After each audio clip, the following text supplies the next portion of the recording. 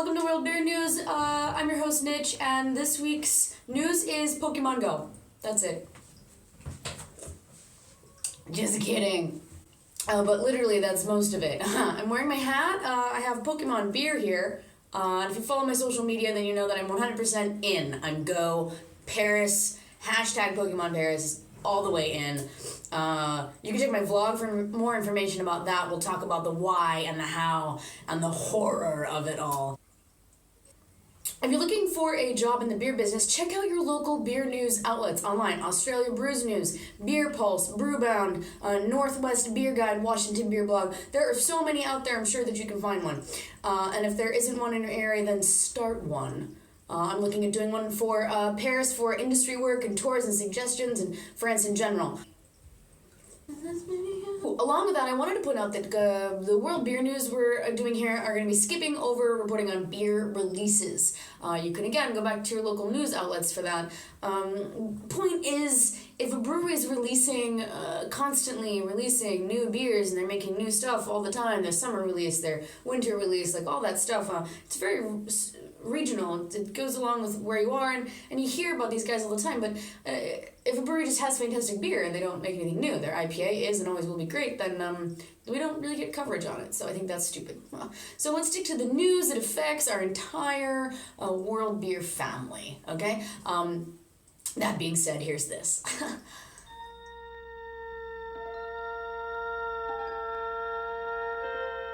Space, a final frontier.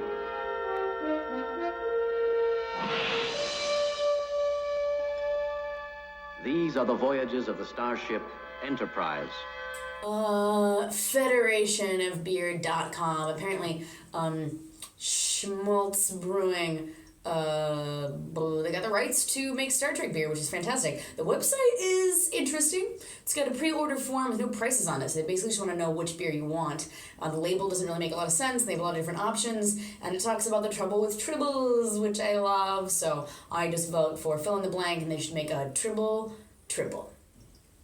Wall Street Journal has some things to say about that, because apparently breweries are brawling over catchy names, puns. We all love our beer puns, but we're running out of them. So that's a great article. You can check that out. But along with it, BeerAdvocate has been making a magazine they're releasing. Their 7th issue has a really awesome article about how time to grow up. Beer branding's cleverness, deficiency, and we're done. We don't need branding with like tits and stuff on it anymore. You gotta be a little bit more strategic than that.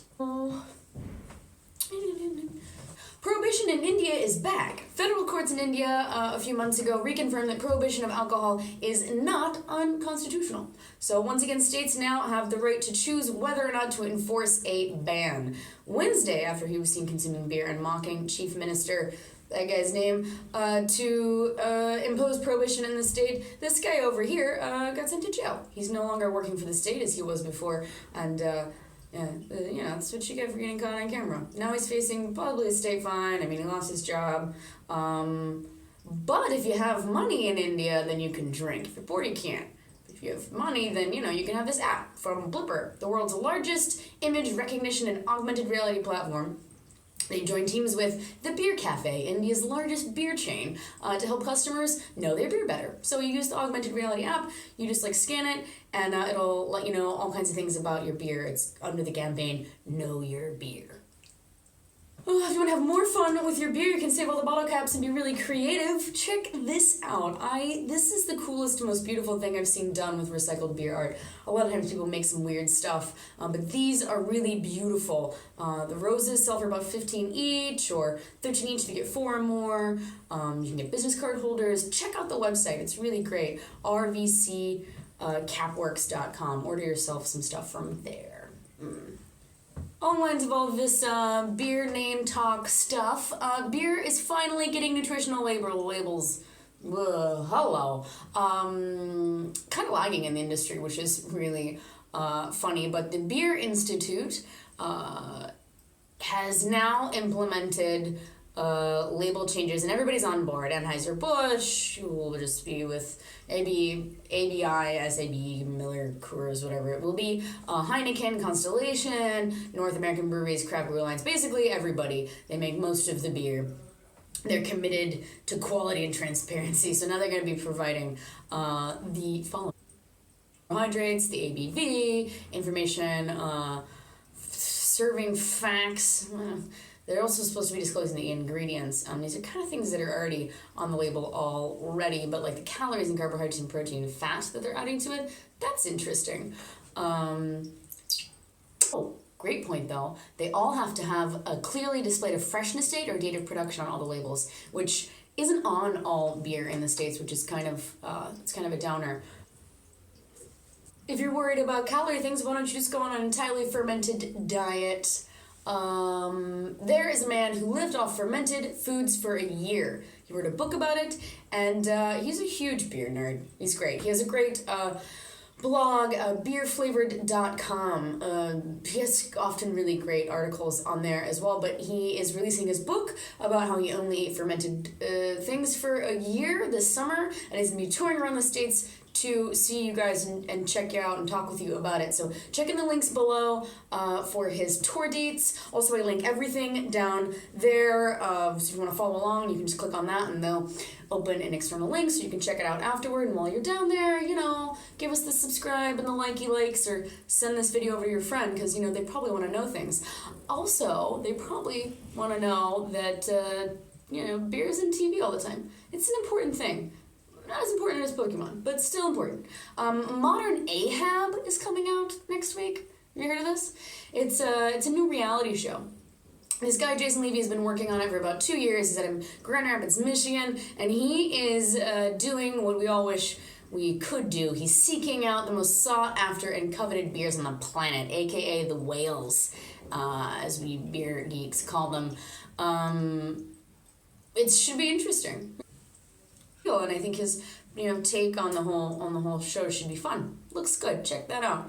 But if you want to get a little bit more serious, one of my favorite things, absolutely hands down best on the market, Brewbound videos. They just posted their session from Brooklyn 2016. They did a Liberty Warehouse in Red Hook June 9th, and they just posted all of the presentations, and they are totally, absolutely must watch. Not only do they have amazing people like Robin Ottaway, the president of Brooklyn Brewery, and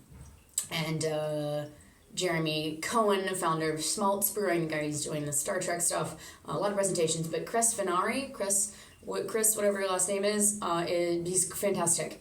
He's the editor of Brewbound, and when it comes to him sitting down and speaking with people, he really puts together these great conversations with people that are able to talk very honest and open with each other and keep the conversation going, which is really important for a talk. And he keeps them kind of short too, they're like 30 minutes. If you are in the Midwest, you have a new think tank opening up for you. Brewcraft is led by 4 different veterans of the brewing industry, and they're looking to help people do brew house planning, recipe formulation, ingredient selection, brand creation, sales planning assistance. They've got a couple breweries already in their roster, but check them out at bevcraft.com. They're a great think tank, because we should all get together and think together. Unless, of course, you're not from around here, are you? Imports in the age of local. Good Beer Hunting teamed up with Beergraphs. Brian Roth, who's just, all of his stuff is fantastic, and also Good Beer Hunting, everything that comes out of there is beautiful, so you have beautiful graphs and this fantastic article on the exchange of beer around the world and how it affects, how their global marketing affects us all on local levels. Just totally a beautiful read. You can just skim through it or read it in depth. Definitely check that out. Indie beer? Indie beer is a term that we use now, and it's becoming more and more of a thing. Beer Search Party posted a thing on Indie Brewing Company. It's an actual name, and they're doing a Kickstarter at a kickoff party, so you can check that out, see if you want to be part of that. Last time, whatever. But if you just really care about putting things in glasses, because, the beer, that's what it's for, check out this new glass that was created, huh? Look at that. Easy swirling aerates the drink by blending aromas and flavors and whatnot. It's kind of clever. It's a little freaky. You could put your Corona in it, like they do here. But they're trying to fund it, so you can get yourself probably some cheap ones food tables. For people that are clumsy, it's pretty interesting. I don't really like my beer being swirled like too much, but hey, it's an interesting idea.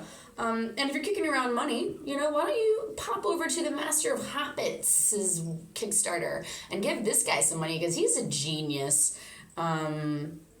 Just buy all of his stuff, because, you know, support the family. And while we're, like, supporting family deal, let's talk about this article. It was the most expensive cities in the world to drink a beer. It's an infographic, and I got a little heated about it because Paris's was, it's real high, and it doesn't really make a lot of sense. But it's there. You can check out the stats and move around the graphs. It's really interesting deal. I'm probably going to talk a little bit more about that on my blog, and we can deal with it. But in a great opposition piece, Will Gordon posted on VinePair, "Great beer is too cheap." And to be honest, that article just says all the lovely things about why beer is the way that it is. And it is too cheap. It should be more expensive. Except for fruit beers. I think they should just be handed out like candy, and they will be. Draft Magazine really slices to the core of my hatred for fruit beers. I don't hate them. I think they have impending doom on the list. So check out Draft Mag stuff. Most of what they have is great. And that's about it for me. I'm going to go out and chase Pokemon. I've been standing here talking with you guys way too long. I'm nearly done with this beer. It's whatever. I do what I want. Does it matter? It doesn't. Oh, man.